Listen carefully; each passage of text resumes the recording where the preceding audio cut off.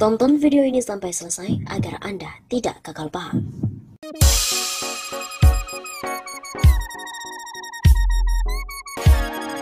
Sobat Mas Safa, kembali lagi bersama dengan kami untuk mengulas fakta-fakta perpolitikan dan juga informasi terkini di tanah air. PDIP tampol Luhut dan juga menteri lainnya. Tolong Luhut dan juga Bahlil jangan jebak dan juga jerumuskan Pak Jokowi. Partai pendukung utama Jokowi tegas mendesak Menko Bidang Kemaritiman dan Investasi Luhut Binsar Panjaitan serta Menteri Investasi Bahlil Lahadalia untuk berhenti mewacanakan perpanjangan masa jabatan presiden dan juga penundaan pemilu 2024. Desakan itu disampaikan oleh politisi PDIP Dedi Yefri yang menduga kuat bahwa isu perpanjangan masa jabatan presiden didorong oleh dua pembantu Jokowi. Kelihatannya didorong oleh beberapa ketua parpol dan juga Menteri Investasi, serta Menko Maritim dan Investasi. Ujarnya lewat akun media sosial pribadinya Selasa 5 April. Deddy Sitorus juga meminta Luhut dan Bahlil untuk membaca kembali konstitusi, di mana dalam Undang-Undang Dasar RI 1945 tegas membatasi masa jabatan presiden. Kami ingatkan Pak Luhut dan juga Pak Bahlil bahwa konstitusi sudah mengatur bahwa pemilihan presiden dilakukan setiap 5 tahun sekali. Pihaknya meminta kepada Luhut dan Bahlil untuk tidak menampar, apalagi menjerumuskan Jokowi dengan isu penambahan masa jabatan presiden demi mendapatkan kekuasaan. Oleh karena itu, mohon jangan menjebak Jokowi, mari tinggalkan kesan yang baik untuk Pak Jokowi. Jangan jerumuskan Pak Jokowi demi ambisi kekuasaan dan ambisi ekonomi dari Anda-Anda sekalian. Tolong jaga kehormatan Pak Jokowi, sudahi polemik tentang perpanjangan masa jabatan presiden. Begitu tutupnya.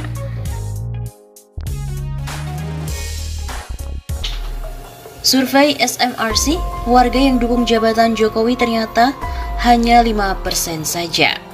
Hasil survei dari Saiful Mujani Research and Consulting atau SMRC menunjukkan hanya 5% warga yang mendukung isu jabatan Jokowi 3 periode. Hasil survei yang bertajuk Sikap Publik Terhadap Penundaan Pemilu itu disampaikan oleh Direktur Riset SMRC, Denny Irvani dalam kanal YouTube SMRC TV pada hari Jumat 1 April. Denny juga menyebut mayoritas warga, 73% menilai ketentuan masa jabatan presiden maksimal 2 kali harus dipertahankan. Hanya 15% yang menilai ketentuan tersebut harus diubah. Dari 15% yang menilai masa jabatan presiden harus diubah, sebanyak 61% atau sekitar 9% dari total populasi ingin masa jabatan presiden hanya 1 kali, untuk 5, 8, atau 10 tahun. Sementara itu yang ingin lebih dari 2 kali, masing-masing 5 tahun hanya 35% atau hanya sekitar 5% dari total populasi. Denny juga menambahkan pendapat warga yang mayoritas ingin mempertahankan ketentuan masa jabatan presiden maksimal 2 kali ini konsisten dalam 3 kali survei, yakni pada bulan Mei 2021, September 2021, dan Maret 2022. Ide menambah periode jabatan presiden bukanlah aspirasi yang umum di tengah masyarakat, hanya sekitar 5% warga yang setuju dengan pandangan itu. Publik pada umumnya ingin seorang presiden hanya menjabat maksimal 2 periode saja. Survei ini terhadap 1.220 responden yang dipilih secara acak dengan metode Stratified Multistage Random Sampling terhadap keseluruhan populasi atau warga negara Indonesia yang sudah memiliki hak pilih, yakni mereka yang berusia 17 tahun ke atas atau yang sudah menikah. Respon rate atau responden yang dapat diwawancarai secara valid sebanyak 1027 atau 84%. Sementara margin of error survei dengan ukuran sampel tersebut diperkirakan sebesar 3,12% pada tingkat kepercayaan 95%. Wawancara tatap muka dilakukan pada tanggal 13 sampai dengan 20 Maret 2022. Selain itu, survei SMRC juga menunjukkan bahwa kinerja Presiden RI ini dinilai anjlok menyusul wacana Jokowi 3 periode yang terus digaungkan oleh sejumlah pihak. Selain itu, hasil survei SMRC juga membantah klaim big data dari Luhut. Ternyata hanya 10% rakyat yang ingin pemilu itu ditunda. Survei nasional Saiful Mujani Research and Consulting (SMRC) juga melakukan survei terkait dengan klaim Menko Marves LBP soal big data 110 juta aspirasi publik di media sosial yang mendukung penundaan pemilu 2024. Hasilnya hanya 10% dari peserta survei, yakni rakyat yang ingin pemilu itu ditunda sampai tahun 2027. Pada survei yang dilakukan pada Maret 2022, hasilnya menunjukkan lebih dari 85% publik di media sosial tetap mau pemilu itu dilakukan pada 2024, tepatnya pada tanggal 14 Februari. Direktur Riset SMRC Denny Irvani juga mengatakan klaim yang disampaikan Luhut Binsar itu pun menjadi terbantahkan.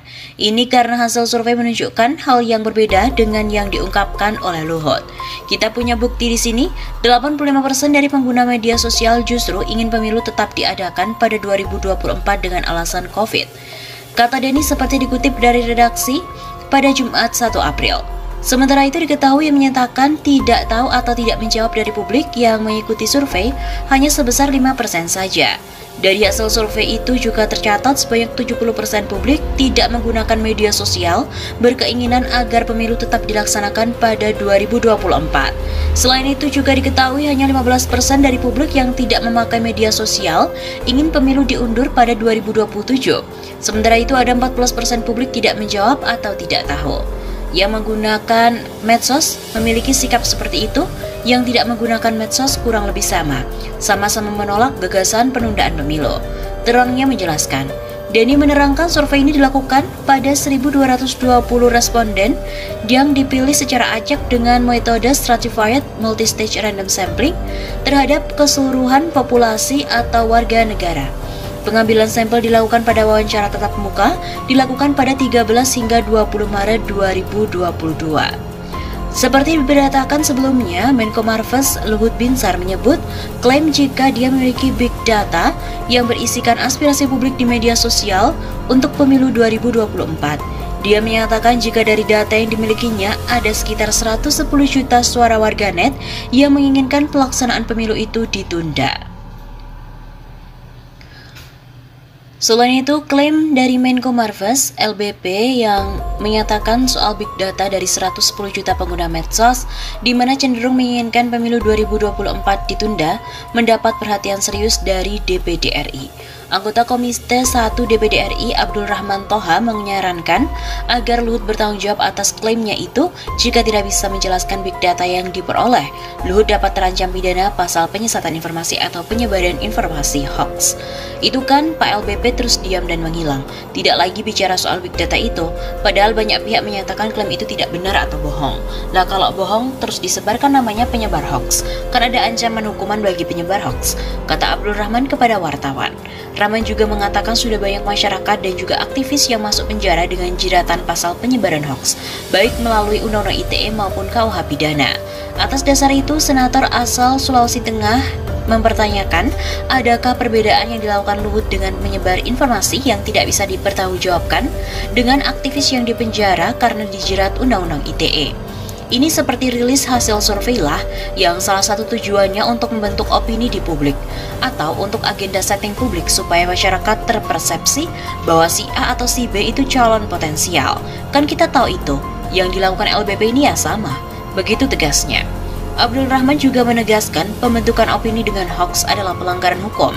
Dia juga meyakini bahwa pola-pola yang dilakukan Luhut justru gagal memprovokasi masyarakat untuk mempercayai hal itu.